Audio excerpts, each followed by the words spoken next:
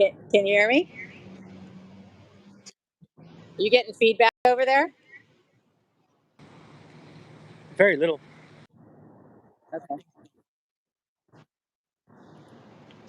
Okay, so surprise guest. I am with the OG of First Amendment Auditing, San Joaquin Valley Transparency, and we're doing our first collaborative live. We're down in Kern County, and we went looking for a private judge list.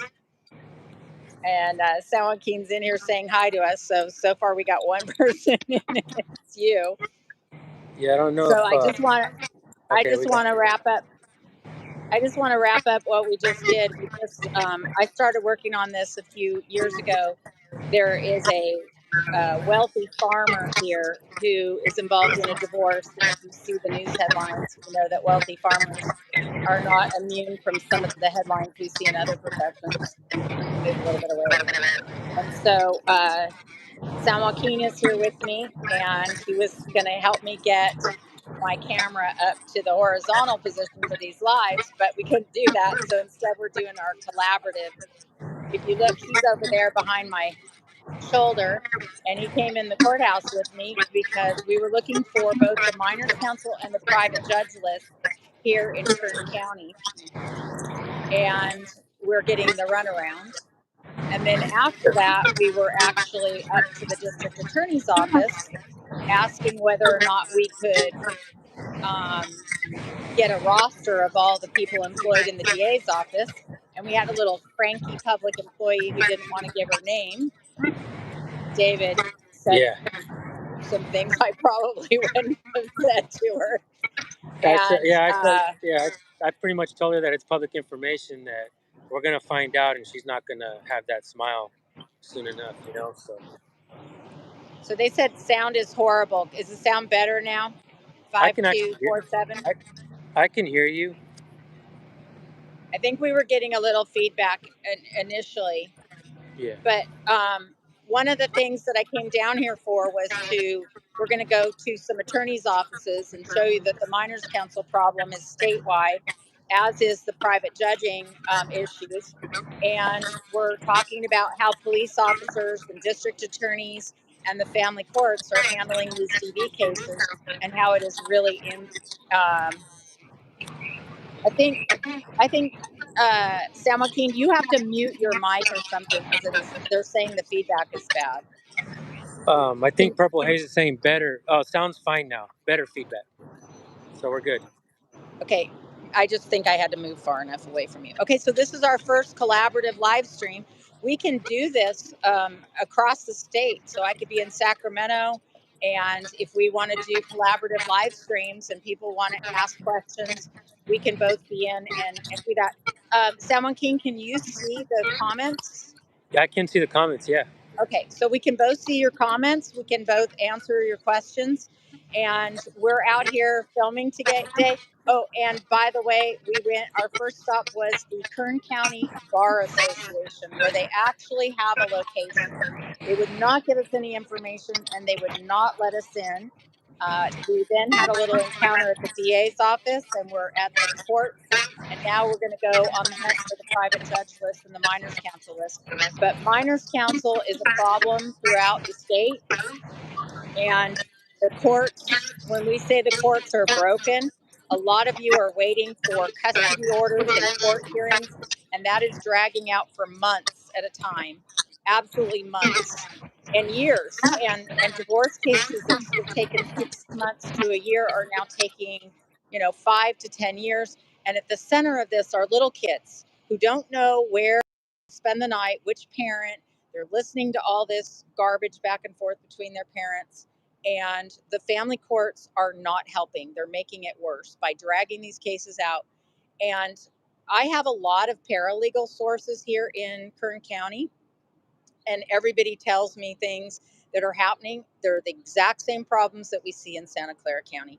There was a case recently where a judge was in a DV case involving a pro per, and the pro per had filed a request for protection here in Bakersfield, and the person, and it was the wife was being restrained and asked to being restrained, and the judge actually got on the phone with the wife's attorney, who was not in the case formally, and asked what the judge asked the attorney what they wanted to do.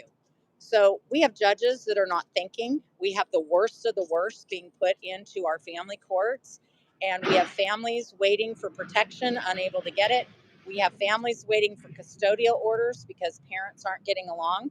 And I'm going to say over and over again, stay out of court, you guys. There's no justice in there. It's not going to work for you. And so get along with your other spouse, divide up your assets, don't hire attorneys, and all of that will be a very big deal because it's going to cost you a fortune in court, and the only people making the money are the attorneys. So we're going to still be on the private judge list fine today, and down here we don't have Silicon Valley people involved in private judging. We have farmers, wealthy farmers, and farmers are also known as developers in waiting. So it is a very close tie to real estate, and we are seeing the private judges favor these wealthy farmers, big ag farmers, and in family court, just the way we see that favored in with tech executives in Silicon Valley and in Hollywood. If you're connected to private equity in the Hollywood industry, then you get favorable treatment too. And if both of you are, the attorneys just know they're going to make a ton of money in that. So, San Joaquin, do you want to talk about anything that we're doing today? Yeah, here's Mike now, and I guess I'll say a few words. Okay, so what I'm beginning to see is a pattern of this type of stuff, things that I never knew existed before, as far as like private judging, um, certain things like that. And what I'm seeing is the fact that recently, having family members involved in the family courts, they like to prolong it, especially if you have an attorney. The attorney wants to get paid, the judges are going to get paid, the clerks are going to get paid, and so it's just there's a reason to prolong this over and over again.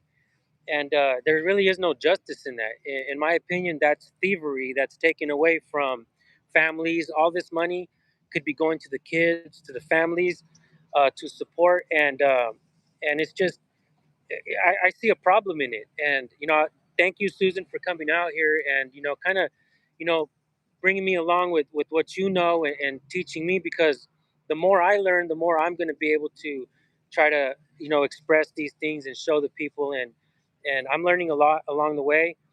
And I am seeing my own patterns. These things of you know family courts getting involved, and I have also spoken to people that have been dealing with family law and divorces, and it takes years upon years.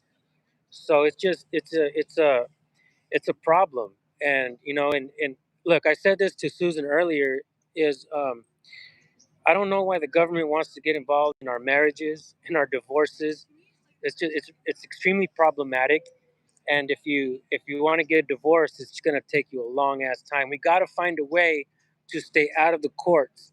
Your kids will benefit on both sides. Even if you guys cannot get along, the kids will benefit if you stay out of the courts.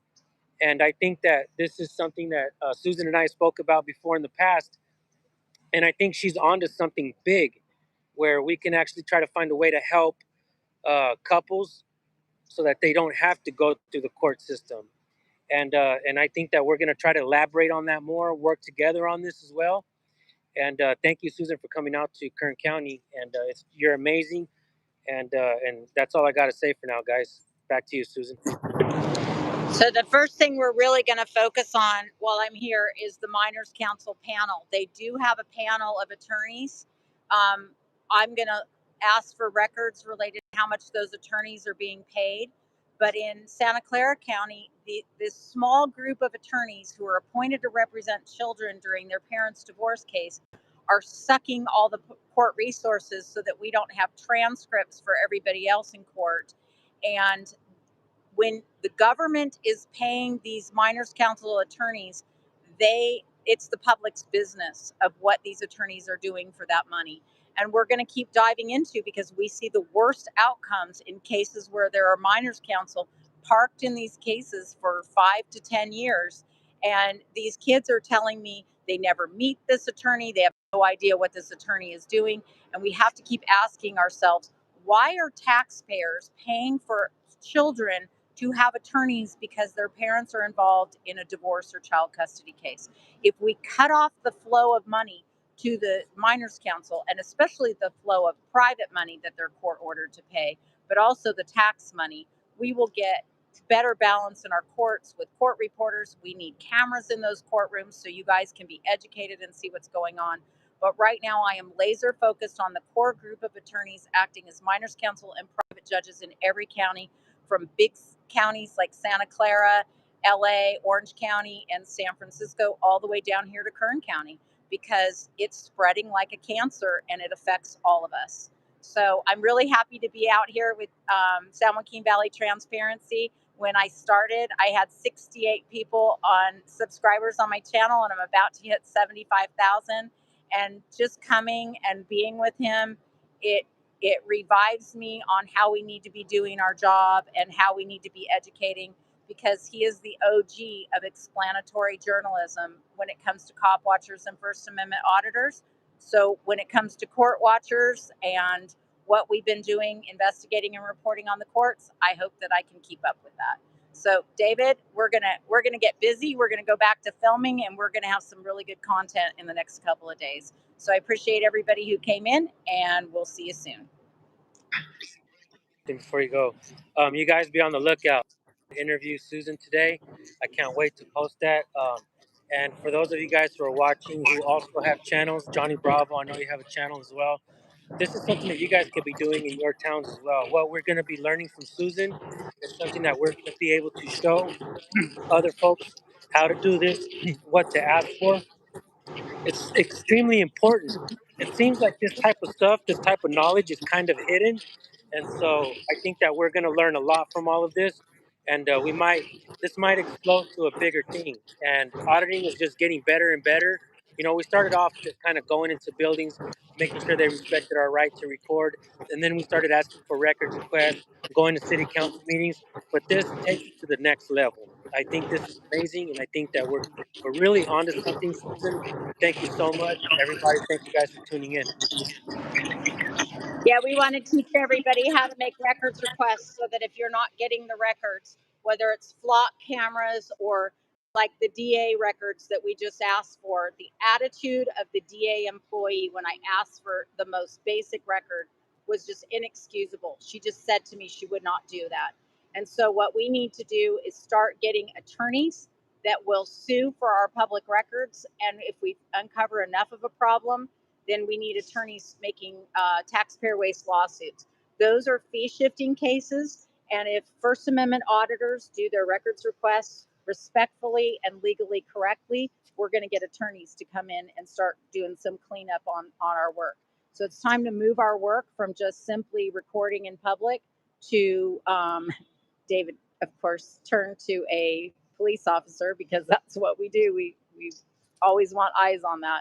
And so if we can get everybody better and having a purpose when they go in and do some First Amendment auditing or just cop watching, that is the new free press. And you guys are the public. And remember, journalists are just members of the public with a little more training. And so we're your voice, and your comments, we really appreciate it. You drive our work. We appreciate your support. And we're going to keep rolling today, because today's a really fun day. I love being down here with San Joaquin. This is Thule fog, by the way. This is what San Joaquin is in most of the time. It's sunny everywhere else in California and LA, but this is Thule fog. And driving down here, I recorded it a little bit so you guys could see what that looks like. But it's cold. It's in the 40s, and we're going to keep rolling and get it a little spicier around here. So thanks, you guys. Appreciate you coming in. Really quick, I have a question for the chat. Shout out really quick to Made in America, Johnny Bravo, all you guys that are in here. Um, who is watching in the chat? Who is watching from my channel and who is watching from Susan's channel? Because I want to see if if my live stream is actually public. Um, because I sometimes the settings are really weird, and I'm trying to figure out how to do these collaborations. So if you're watching from my channel, let me know. If you're watching from Susan's channel, let us know, because I want to definitely do more of these collaboration live streams. especially with Susan when she goes live. So, Made in America, you're watching from my channel. Oh, you're watching on Susan Bassey's channel. I think Okay. he's watching. Made in America's watching on your channel, and then the other ones are saying Susan's. Yeah, I don't see anybody that's watching from my channel, so I don't know if my saves are.